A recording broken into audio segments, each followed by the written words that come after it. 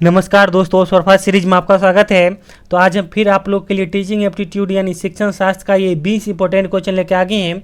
और इसमें जितने भी क्वेश्चन सेट किए गए हैं आपके एग्जाम के पॉइंट ऑफ व्यू से सभी क्वेश्चन इंपॉर्टेंट है।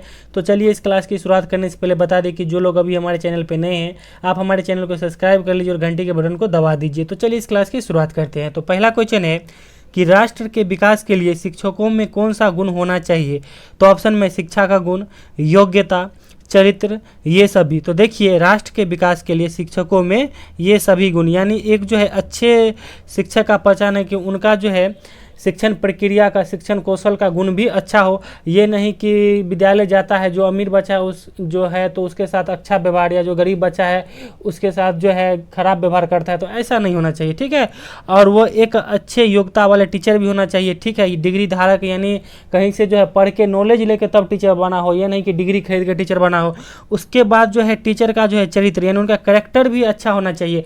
अभी देखते होंगे कि गाँव लेवल पर जैसे बच्चा सब ट्यूशन पढ़ने जाता है, अब तो देखते हैं कि ऐसा हालत बन गया है कि मास्टर सब जो होता है ना बच्चा को ही लेके भाग जाता है। जैसे 9, 10, 11 की जो गर्ल्स सब रहती है तो उसके साथ ऐसा होता है, आम बात बन गया है आज के समय में। तो ऐसा नहीं होना चाहिए, ठीक है। अब चलिए अगला क्वेश्चन देखते हैं। अगला क्वेश्चन है कि शिक्षण प्रक्रिया में अनुशासन का अर्थ है। तो ऑप्शन में है कड़ा रुख अपनाना, कड़ी सजा देना, आज्ञा पालन, नियमानुसार कार्य करना। तो देखिए शिक्षण प्रक्रिया में जो है अनुशासन का अर्थ होता है नियमानुसार कार्य करना। जैसे देखिए आपके जो है शिक्षण प्रक्रिया में सरकार के द्वारा जो भी कानून बनाया गया है, जो भी नियम बनाया गया है, ठीक है, जो भी समय सारणी बनाया गया है उसके अनुसार आपको चलना है। अब ये नहीं है कि आपको 9 बजे विद्यालय आना है तो आप 11 बजे आते हैं। तो अगर आप 9 बजे आते हैं, जो समय सारणी है उसके अनुसार चलते हैं, तो यही जो है अनुशासन है, ठीक है। तो आपको शिक्षण प्रक्रिया के नियमानुसार कार्य करना है। अब चलिए अगला क्वेश्चन देखते हैं। अगला क्वेश्चन है कि मुख बधिर बच्चों को पढ़ाने के लिए क्या प्रयुक्त की जाती है। तो ऑप्शन में ब्रेल लिपि, सांकेतिक भाषा, श्रवण यंत्र, इनमें से कोई नहीं। तो देखिए मुख बधिर, जैसे गांव में कहते हैं ना कि बच्चा बौक है, बौका हो गया है, गूंगा हो गया है, तो यही होता है मुख बधिर। तो मुख बधिर बच्चों को पढ़ाने के लिए जो है सांकेतिक भाषा का प्रयोग किया जाता है। उन्हें जो है इशारों में पढ़ाया जाता है, ठीक है। जहाँ देखिएगा कि आप जो है मुख बधिर बच्चों का विद्यालय होता है, वहाँ के शिक्षक जो है उस बच्चे को इशारों में ही सब कुछ सिखाते हैं। उसके बाद देखिए जो बच्चा जो है देखने में असमर्थ रहता है, आंख संबंधी समस्या रहता है, उन्हें जो है ब्रेल लिपि की आवश्यकता पड़ती है। और जो बच्चा जो है यानी बहिर होता है, गांव समय देहाती भाषा में कहते हैं ना कि यह बच्चा बहिरा हो गया है, तो उसे जो है श्रवण यंत्र की आवश्यकता होती है। अब चलिए अगला क्वेश्चन देखते हैं। अगला क्वेश्चन है कि अपराधी बालक कौन होते हैं। तो ऑप्शन में जो असामाजिक कार्य करते हैं, जो शिक्षक के लिए सिरदर्द होते हैं, जो कक्षा में अव्वल आते हैं, जो समाज में रहना पसंद नहीं करते हैं। तो देखिए अपराधी बालक के श्रेणी में आता है कि जो असामाजिक कार्य करते हैं। मान लीजिए आपके विद्यालय, आप शिक्षक हैं, आपके विद्यालय में बच्चे हैं, कुछ बच्चे ऐसे हैं जो विद्यालय से जाने के बाद छुट्टी में विद्यालय आता है, ऑफिस का दरवाज़ा तोड़ दिया, कुछ चोरी कर लिया, या मान लीजिए अगर हाई स्कूल के बच्चा है विद्यालय आता है उसके बाद कुछ ऐसे टाइम में किसी लड़की को लेकर आ गया, तो मतलब असामाजिक कार्य कर रहा है, ठीक है। तो यह सब बच्चा जो है असामाजिक कार्य करने वाले होते हैं और यह अपराधी प्रवृत्ति के बालक कहे जाते हैं। अब चलिए अगला क्वेश्चन देखते हैं। अगला क्वेश्चन है कि विद्यालय का हृदय किसे कहा जाता है। तो ऑप्शन में शिक्षक, ब्लैक बोर्ड, पुस्तकालय, शौचालय।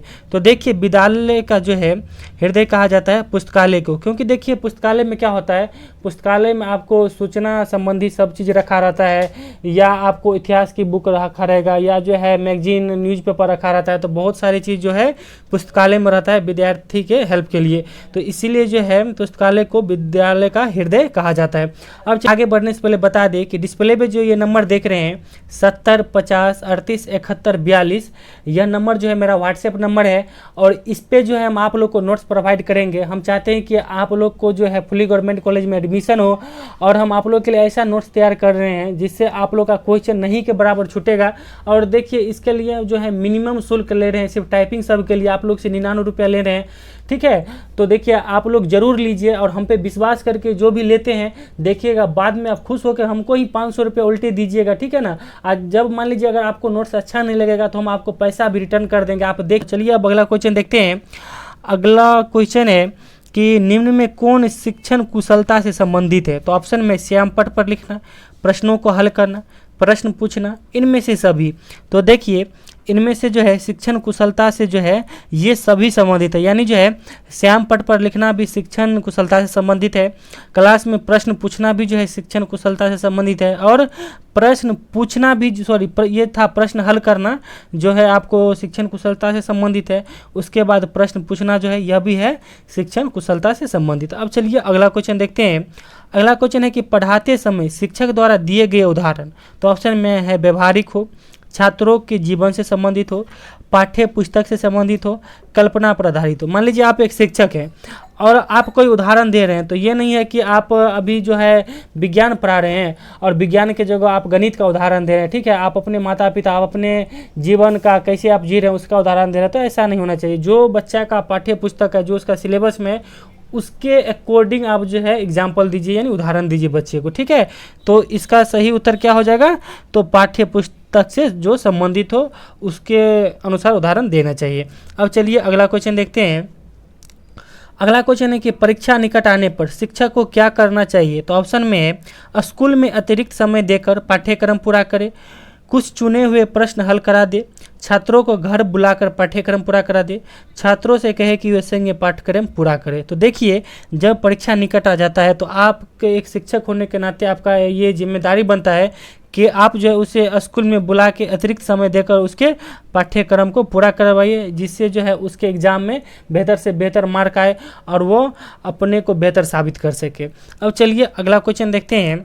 अगला क्वेश्चन है कि विद्यालय में आवश्यक रजिस्टर की व्यवस्था कौन करता है, तो ऑप्शन में है प्रधानाध्यापक, अध्यापक, छात्र, सफाई कर्मचारी। तो देखिए विद्यालय में जो है आवश्यक रजिस्टर की व्यवस्था जो है करना प्रधानाध्यापक यानी प्रिंसिपल का कार्य होता है। अब चलिए अगला क्वेश्चन देखते हैं। अगला क्वेश्चन है कि विद्यालय वातावरण के आगम है, तो ऑप्शन में खेल का मैदान, पुस्तकालय, विद्यालय रजिस्टर, उपरोक्त सभी। तो देखिए विद्यालय वातावरण में जो है ये सभी होना चाहिए, यानी उपरोक्त सभी, खेल का मैदान भी होना चाहिए, पुस्तकालय भी होना चाहिए और विद्यालय का रजिस्टर भी होना चाहिए। अब चलिए अगला क्वेश्चन देखते हैं। अगला क्वेश्चन है कि NCERT का मुख्यालय कहाँ है, तो ऑप्शन में दिल्ली, पटना, मुंबई, कोलकाता। तो देखिए NCERT का मुख्यालय जो है कहाँ है, दिल्ली में स्थित है। और आपको बता दें कि NCERT का स्थापना जो है 1961 में हुआ था। अब चलिए अगला क्वेश्चन देखते हैं। अगला क्वेश्चन है कि किस राज्य में पुरुष और महिला का साक्षरता दर सबसे ज़्यादा लगभग समान है, ठीक है।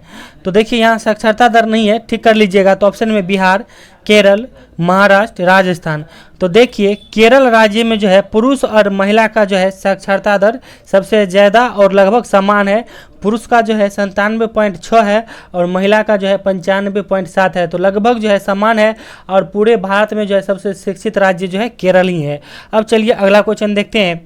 अगला क्वेश्चन है कि बालक का शारीरिक विकास कब से शुरू हो जाता है, तो ऑप्शन में माँ के गर्भ से, जन्म के बाद, शिशुअवस्था से, बाल्यावस्था से। तो बालक का जो है शारीरिक विकास माँ के गर्भ से ही शुरू हो जाता है। अब देखिएगा अभी जो भी माता पिता, अगर कोई माँ जो है गर्भवती रहती है तो अच्छा पौष्टिक आहार खाती है कि बच्चा गर्भ में है अच्छा से विकास करे। देखिएगा माता जो है साग भी खाती है, ठीक है, गाँव सब में हम देखते हैं साग भी खाती है, जिससे बच्चा को मतलब बाल सही से आए, ठीक है, उसका बाल काला हो, तो यह सब है। या नारियल का डाब पीती है, जो नारियल में भ्रूण पोष पाया जाता है, तो यह सब भी है जो माँ जो है अपने बच्चों को गर्भ में ही पोषण प्रदान करती है। तो इसीलिए कहा जाता है कि बालक का शारीरिक विकास माँ के गर्भ से ही शुरू हो जाता है।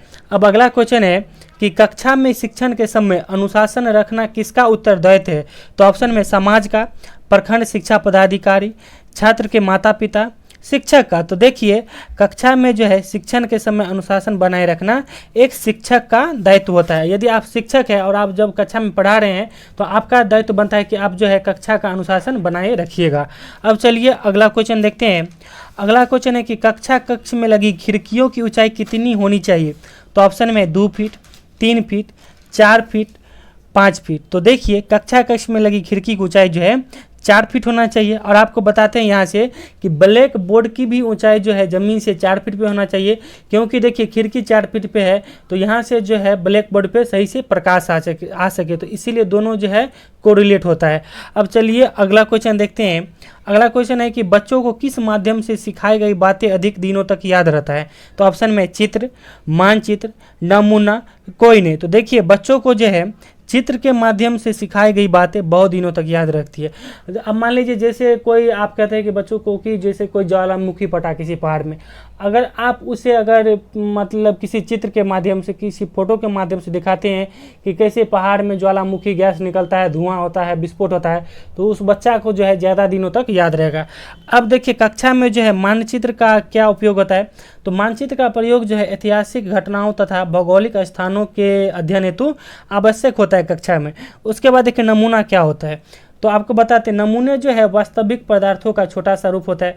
जैसे मान लीजिए आप पृथ्वी के बारे में बता रहे हैं, जैसे कक्षा में आप शिक्षक होने के नाते जब ग्लोब पढ़ाते हैं तो ग्लोब कितना छोटा रहता है, मगर उसी में जो पूरे पृथ्वी को आप दिखा देते हैं, यानी जो है नमूना एक बड़ा चीज़ का या वास्तविक चीज़ का छोटा रूप होता है। ठीक है, अब चलिए अगला क्वेश्चन देखते हैं। अगला क्वेश्चन है कि रूसो ने बालकों की अवस्था को कितने भागों में बांटा है, तो ऑप्शन में 1, 2, 3, 4। तो देखिए रूसो जो है बालकों की अवस्था को 3 भागों में बांटा है, शैशवावस्था, बाल्यावस्था और किशोरावस्था। शैशवावस्था की उम्र होता है 0 से 6 वर्ष, बाल्यावस्था का होता है 6 से जो है 12 वर्ष, और किशोरावस्था का जो है 12 से लेकर 18 वर्ष तक उम्र होता है। अब चलिए अगला क्वेश्चन देखते हैं। अगला क्वेश्चन है कि बालक के शारीरिक विकास को प्रभावित नहीं कर सकता है, तो ऑप्शन में पौष्टिक आहार, स्वच्छ वातावरण, आनुवंशिक गुण, महंगी गाड़ियाँ। तो देखिए बालक के जो है शारीरिक विकास को महंगी गाड़ियाँ प्रभावित नहीं कर सकता है, क्योंकि देखिए महंगी गाड़ियाँ रहने या नहीं रहने से शारीरिक विकास पे कोई प्रभाव नहीं पड़ेगा। मगर यदि पौष्टिक आहार सही से अगर बच्चे को नहीं मिल पाएगा तो वो कमज़ोर रह जाएगा, ठीक है, उसका शारीरिक विकास सही से नहीं हो पाएगा। या स्वच्छ वातावरण में नहीं रहता है, प्रदूषित जगह रहता है, तो वो बीमार बच्चा रहता है। या देखिए आनुवंशिक गुण, यानी अगर माता पिता स्वस्थ हो, जब बच्चा माँ के गर्भ में रहता है, अगर माँ को पौष्टिक आहार मिलता है, या माँ मान लीजिए किसी के पिताजी थोड़ा छोटे हैं, किसी के पिताजी बड़े हैं, तो शारीरिक विकास उस पर भी निर्भर करता है, यानी आनुवंशिक गुण पे निर्भर करता है। ठीक है, अब चलिए अगला क्वेश्चन देखते हैं। अगला क्वेश्चन है कि विद्यालय में छात्रावास की आवश्यकता का कारण है, तो ऑप्शन में दूरस्थ विद्यार्थियों के लिए, समय के बचाव के लिए, शिक्षकों की सुविधा के लिए, छात्र को भोजन करने के लिए। तो देखिए विद्यालय में जो है छात्रावास की आवश्यकता जो है दूरस्थ विद्यार्थी, यानी जो बच्चा जो है नज़दीक से विद्यालय नहीं आ सकता, उनका घर बहुत दूर है 10 किलोमीटर 20 किलोमीटर, तो उसके लिए जो है छात्रावास की व्यवस्था की जाती है ये विद्यालय में। ठीक है, अब अगला क्वेश्चन है कि पूरे भारत में बिहार शिक्षा के क्षेत्र में किस स्थान पर है, तो इस क्वेश्चन का आंसर आप लोग कमेंट में बताइएगा, और जिस तरीक़ा से हो आप ज़रूर बताइएगा, और आपके आंसर का इंतजार रहेगा। और आपको यह क्लास कैसा लगे प्लीज़ फीडबैक दीजिए, और इस वीडियो को लाइक कीजिए और अपने दोस्तों में भी शेयर कर दीजिए। तो चलिए thank you, all the best, और हमारे साथ बने रहिए। Thank you.